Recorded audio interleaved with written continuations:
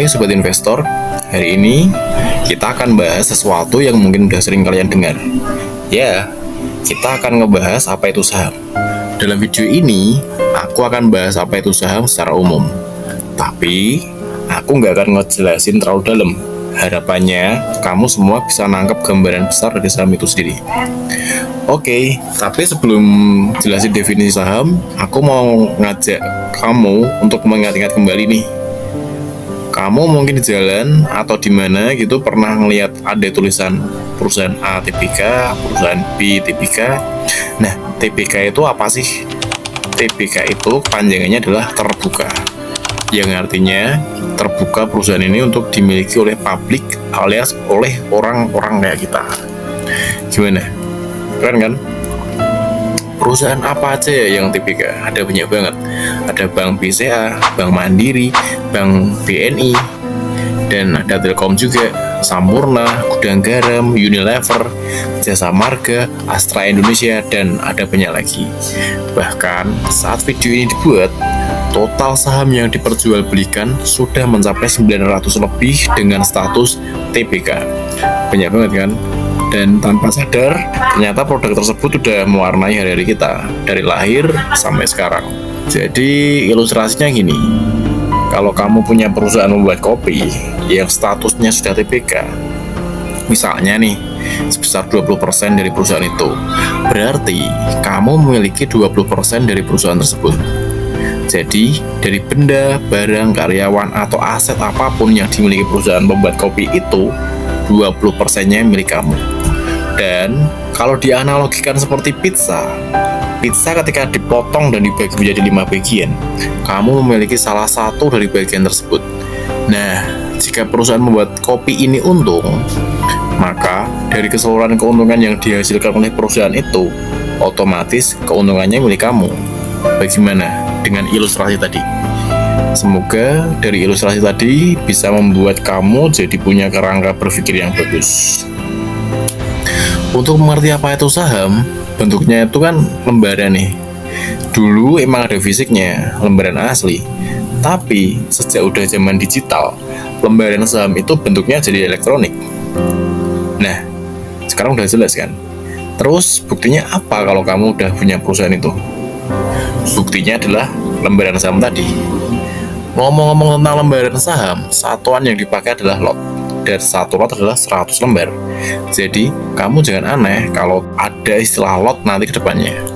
Terus, minimal seseorang itu beli saham adalah 1 lot atau 100 lembar. Aku kasih gambaran dikit nih. Kalau kamu ketik di Google, harga saham Bank BRI akan muncul tuh, 4.830.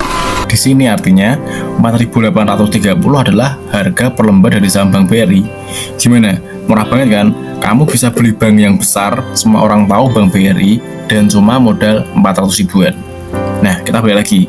Berarti untuk beli satu lot Bank BRI, kamu perlu mengeluarkan uang sebesar Rp483.000. Karena kan tadi satu lot itu 100 lembar, dan kamu statusnya sudah menjadi pemilik Bank BRI. Ya, meskipun hanya satu lot sih. Untuk selanjutnya, aku bakal jelasin dikit tentang perusahaan terbuka atau TBK. Aku kasih contoh lain. Sekarang perusahaan rokok nih, HM Sampurna. Siapa yang nggak tahu? Sampurna ini adalah salah satu perusahaan terbuka dari 900 lebih perusahaan yang saat ini ada di pasar. Nah, Sampurna ini nama panjangnya adalah Hanjaya Mandala Sampurna. Semua perusahaan yang terdaftar di pasar itu harus disederhanakan menjadi 4 huruf. Pada kasus Sampurna, mereka menyingkatnya menjadi HMSP. Yang lainnya kayak Bank BRI itu jadi BBRI, Telkom jadi TLKM, Astra Indonesia jadi ASII. Ya, sisanya kurang lebih seperti itu. Kenapa perusahaan yang tadinya nggak bisa dibeli, jadi bisa dibeli oleh kita? Karena perusahaan tersebut butuh dana dari masyarakat. Mau itu jadi modal tambahan, untuk biar utang, ataupun kebutuhan yang lainnya. Biar gampang, kita pakai contoh HMSP. Tapi, cerita ini aku akan sederhanakan agar kalian mudah mengerti. Katakanlah, dia itu adalah perusahaan yang belum terbuka. Jadi, 100% sahamnya itu masih dipegang oleh dia sendiri. Nah, dia mau buka pabrik rokok baru lagi nih, di suatu daerah. Yang mana semua itu butuh uang. Tapi modalnya kan nggak ada nih. Maka dari itu, dia melepaskan 7,5% saham yang dia punya untuk bisa dibeli oleh publik. Supaya apa? Supaya dia dapat tambahan dana. Nah, tapi konsekuensinya adalah Dana tersebut harus ditukar dengan kepemilikan saham Sampurna itu sendiri. Jadi di sini kasusnya adalah Sampurna atau HMSP menjual bagian dari dirinya sendiri untuk kegiatan ekspansi atau nambah pabrik. Yang dalam hal ini adalah untuk membuat pabrik rokok baru. Terus alasannya apa orang mau beli saham Sampurna? Karena artinya pembeli saham Sampurna ini kan juga jadi pemilik sekian persen dari perusahaan itu kan. Nah, ketika perusahaan ini punya keuntungan bersih sekian rupiah, para pemilik saham ini juga akan dapat bagian sekian persen dari hasil usaha itu. Kan kita itu sama-sama pemilik nih statusnya. Kamu punya sekian persen, aku pun juga punya sekian persen.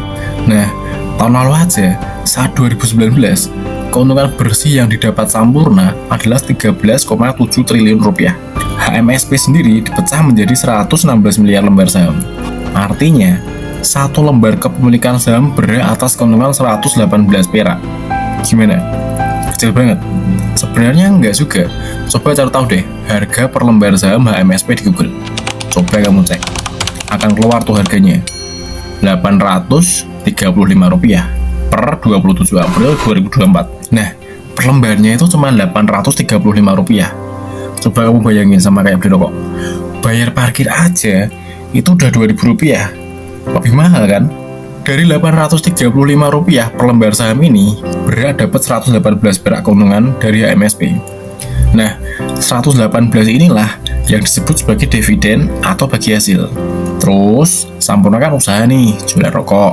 Kamu sebagai pemilik sekian lembar saham Sampurna berhak tuh atas keuntungan yang dihasilkan per lembarnya. Semakin kamu punya banyak lembarannya, semakin berhak juga kamu atas keuntungan yang lebih banyak. Jadi aku mau nanya nih ke kamu-kamu yang khususnya para perokok. Mau beli satu rokok atau kamu beli satu lot dari saham perusahaan rokoknya? Nah, jadi itulah sekelas tentang saham. Jadi meskipun terdengar kompleks, tapi dengan pengetahuan dan pemahaman yang cukup, berinvestasi di saham bisa jadi salah satu cara untuk mengembangkan kekayaan kita. Jadi, jangan ragu untuk terus belajar dan cari informasi lebih lanjut tentang dunia saham. Dan sebelum aku akhiri, jangan lupa untuk berikan pendapatmu atau pertanyaanmu di kolom komentar. Sampai jumpa di video berikutnya, dan tetap semangat untuk berinvestasi.